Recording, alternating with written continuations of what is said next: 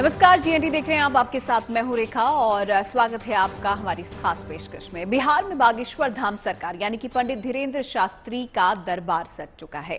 शनिवार को वो पटना पहुंचे, जहां पर उनका भव्य स्वागत किया गया। बीजेपी के दिग्गज नेता उनके स्वागत के लिए पटना एयरपोर्ट पर पहुंचे थे और पंडित धीरेन्द्र शास्त्री के साथ वो नौबतपुर में कार्यक्रम स्थल तक पहुंचे और फिर वहां पर उनका दिव्य कार्यक्रम शुरू हो गया।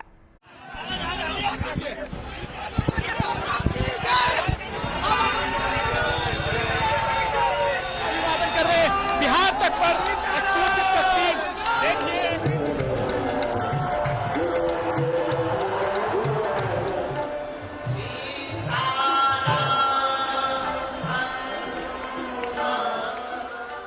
बागेश्वर धाम की सरकार का बिहार की धरती पर दरबार सज चुका है।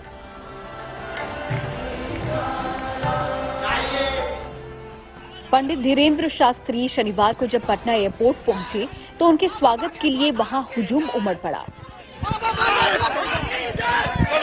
चलो। भक्तों के अलावा पटना एयरपोर्ट पर धीरेन्द्र शास्त्री की अगवानी के लिए बीजेपी के 3 सांसद पहुंचे थे। एयरपोर्ट से बाहर निकलने पर पंडित धीरेन्द्र शास्त्री का भव्य स्वागत किया गया। फूल माला से स्वागत के साथ ही आरती तक की गई। हम आ गए ना पागलो, तैयारी करो, हम आ गए। बागेश्वर धाम के पीठाधीश्वर धीरेन्द्र शास्त्री ने खुद व्यवस्थाओं को लेकर संतुष्टि जताई। 454 सुविधा है, अनुमति है, सब साथ में, कुछ। बिहार में अपने कार्यक्रम को लेकर पंडित धीरेन्द्र शास्त्री काफी उत्साहित दिखे। हमारी आत्मा है बिहार, हमारी आत्मा है। सच बताएं, हृदय कहीं नहीं। बिहार में अब बाहर है। हनुमंत चरित्र, सनातन धर्म और हिंदुत्व की बात ही है। बीजेपी सांसद मनोज तिवारी खुद पंडित धीरेन्द्र शास्त्री के सारथी बन गए। उन्हें लेकर मनोज तिवारी गाड़ी चलाते हुए उस होटल पनाश की तरफ बढ़े जहां उन्हें ठहरना था।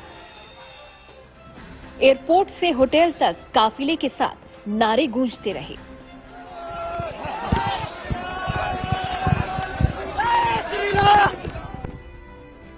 केंद्रीय मंत्री गिरिराज सिंह के साथ ही रामकृपाल यादव भी पूरे रास्ते साथ रहे। रास्ते भर बागेश्वर धाम के पीठाधीश्वर का स्वागत किया गया तो उन्होंने भी गाड़ी से बाहर निकलकर लोगों का अभिवादन किया।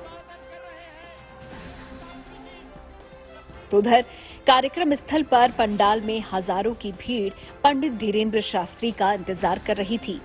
होटल से जब वो कार्यक्रम स्थल पर पहुंचे तो उनकी एक झलक पाने के लिए भक्त बेताब नजर आए। बागेश्वर धाम बाबा के भक्त जयकारे लगाते हुए उनका दर्शन कर अभिभूत होते रहे।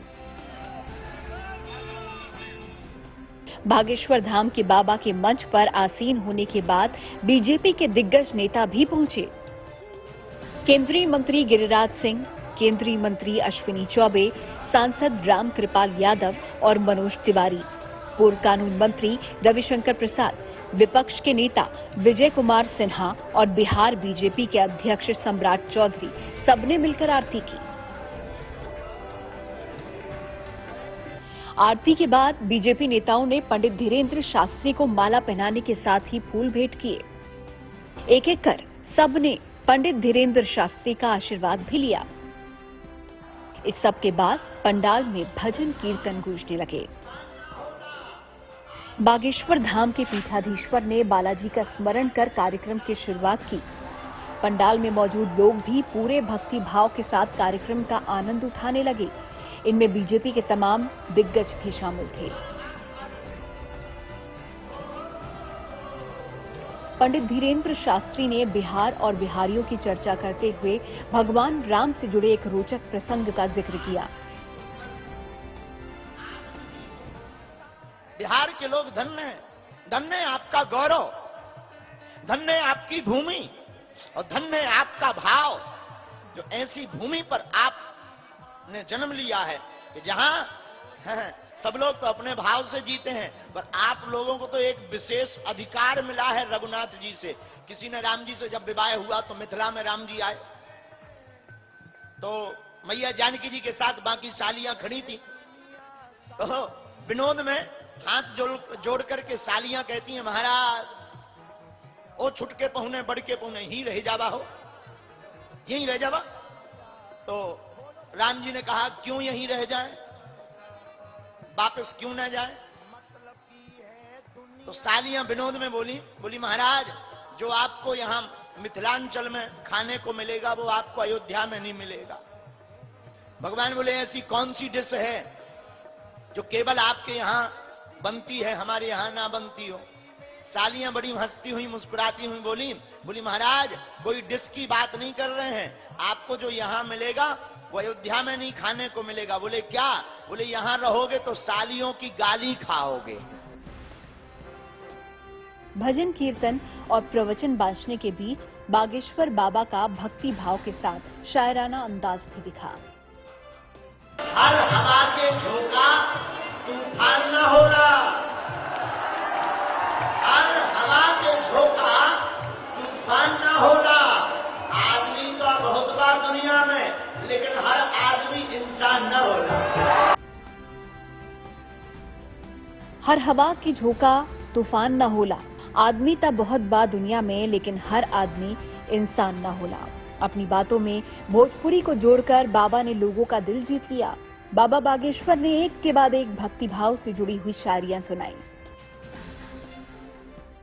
आज नहीं तो कल, आज नहीं तो कल इकरार होगा, हमें इन मुकद्दर वालों से प्यार हुआ है, इन्हें को भी हमसे कभी प्यार होगा।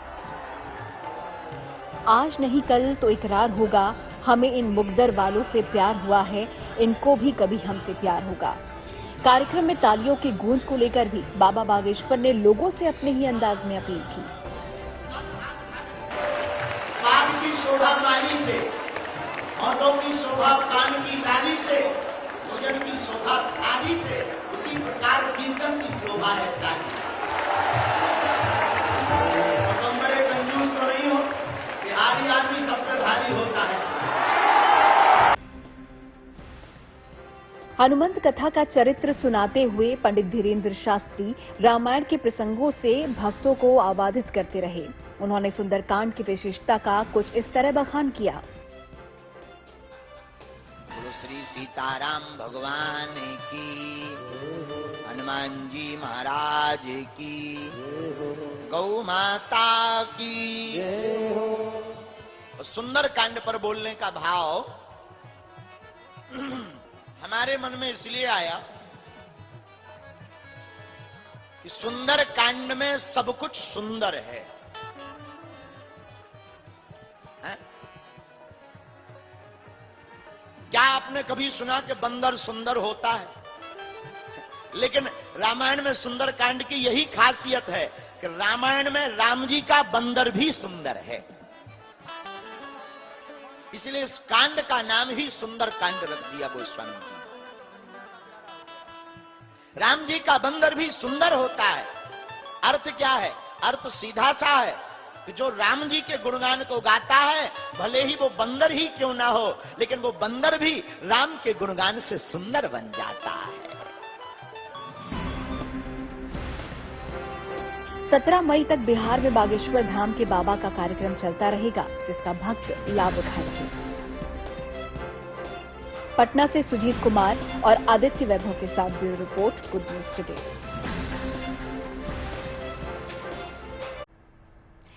पंडित धीरेन्द्र शास्त्री की कथावाचन का आज दूसरा दिन था। उनका कार्यक्रम शाम में शुरू होना था, लेकिन सुबह से ही लोगों का जमावड़ा नौबतपुर में कार्यक्रम स्थल पर लग गया। यहां पर श्रद्धालुओं की सुविधा का भी पूरा ध्यान रखा गया है। सबने यहां पर हनुमान जी की प्रतिमा की परिक्रमा करने के साथ ही प्रसाद भी चखा और फिर हनुमंत कथा का लाभ प्राप्त किया।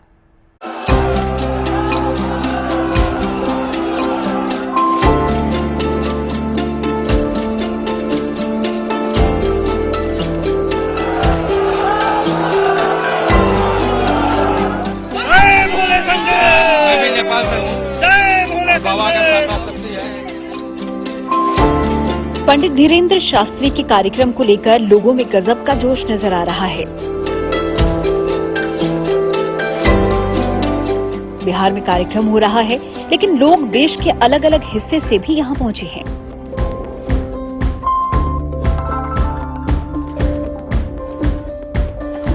पड़ोसी देश नेपाल से धीरेन्द्र शास्त्री के दरबार में हाजिरी लगाने वाले बड़ी तादाद में पहुंचे हैं।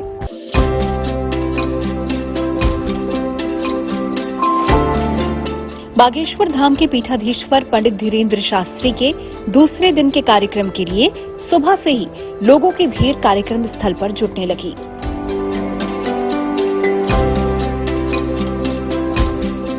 भीषण गर्मी के बीच भी भक्त पंडित धीरेन्द्र शास्त्री के कार्यक्रम के लिए डटे नजर आए।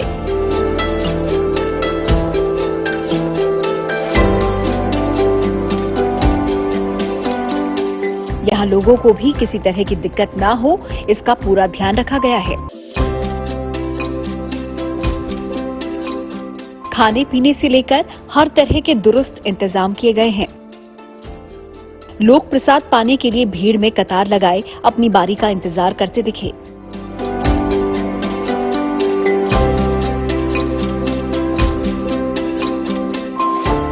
देख सकते हैं कि किस तरह की भीड़ यहाँ जमा है। आपको बताते चले कि मई के इस वक्त काफी ज्यादा गर्मी होती है, लेकिन गर्मी की परवाह न करते हुए भी श्रद्धालु यहाँ तरेत में जुट चुके हैं। और आप देख सकते हैं विजुअल्स में कि यहाँ प्रसाद पाने के लिए श्रद्धालु लाइन में खड़े हैं।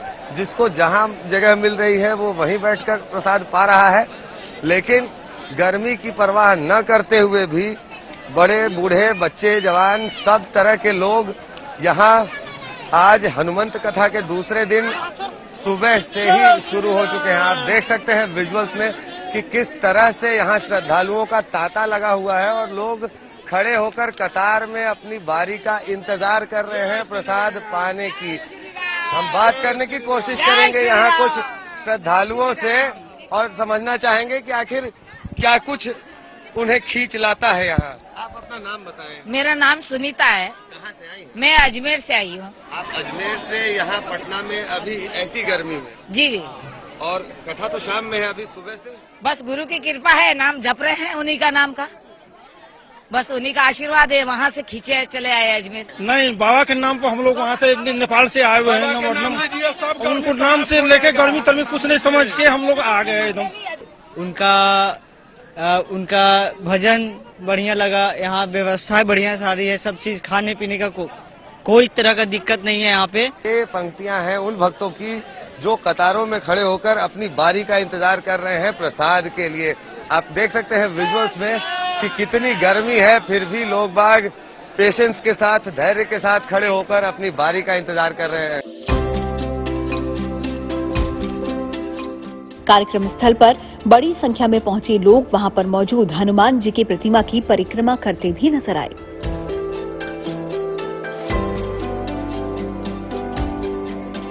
नौबतपुर के तरेतपाली में उत्सव सा माहौल है हनुमंत कथा के दूसरे दिन। आप देख सकते हैं विजुअल्स में कि यहाँ किस तरह से श्रद्धालु हनुमान जी की प्रतिमा की परिक्रमा कर रहे हैं। बीमारियों को दूर करने के लिए, सारे कष्टों को दूर करने के लिए।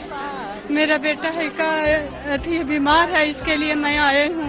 मनोकामना पूर्ति के लिए की जाती है भगवान की परिक्रमा। जैसा आपने देखा कि यहाँ पर हनुमान जी की प्रतिमा के आसपास श्रद्धालु परिक्रमा कर रहे हैं और बताया जा रहा है कि ऐसा करने से उनके मनोकामनाओं की पूर्ति होती है।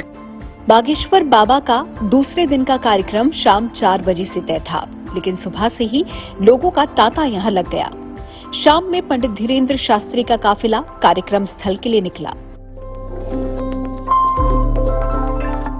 देख सकते हैं विजुअल्स में कि किस तरह से बाबा बागेश्वर धाम के धीरेन्द्र शास्त्री का काफिला आना शुरू हो चुका है तरेतपाली गांव की तरफ। आप देख सकते हैं विजुअल्स में कि शुरुआती गाड़ियां सामने दिखाई पड़ रही हैं और उसके बाद विजुअल्स में आप देख सकते हैं कि किस तरह से पंडित धीरेन्द्र कृष्ण शास्त्री का काफिला तरेतपाली गांव में घुसता हुआ। आप देख सकते हैं विजुअल्स में कि किस तरह से यहाँ पर किस तरह से सामने एस्कॉर्ट की गाड़ी जा रही है और उसके बाद से पुलिस के काफिले के बीचों बीच गाड़ी में आचार्य धीरेन्द्र शास्त्री की गाड़ी आ रही है। आप देख सकते हैं विजुअल्स में कि आचार्य धीरेन्द्र कृष्ण शास्त्री ने आज तक के व्यूअर्स को वेव किया और उसके पीछे उनके समर्थक मोटरसाइकिल्स पर काफिले की शक्ल में जाते हुए। आप देख सकते हैं विजुअल्स में कि किस तरह से पंडित धीरेन्द्र कृष्ण शास्त्री के समर्थक और श्रद्धालु पीछे मोटरसाइकिल पर और गाड़ियों में लगकर उनके काफिले का हिस्सा बनकर उसके पीछे पीछे जा रहे हैं। उधर बाबा बागेश्वर का काफिला निकला और इधर श्रद्धालु पैदल ही कार्यक्रम स्थल की ओर जाते दिखाई दिए। हम तो आए बादल गोपाल के ठीक रहे, बाबा रखे हम लोग के बाद खुशी ढंग से रखे, और क्या कहें। तो आपने देखा कि लोग बाहर से दूर दराज से आ रहे हैं और चूंकि अब गाड़ियों को रोक दिया गया है तो अब गाड़ियां दूर रोक कर ही लोग पैदल धूप में हनुमंत कथा सुनने के लिए आगे बढ़ रहे हैं। अपना नाम बताएं मैम। शुभम कुमारी। आप भी शिवर से?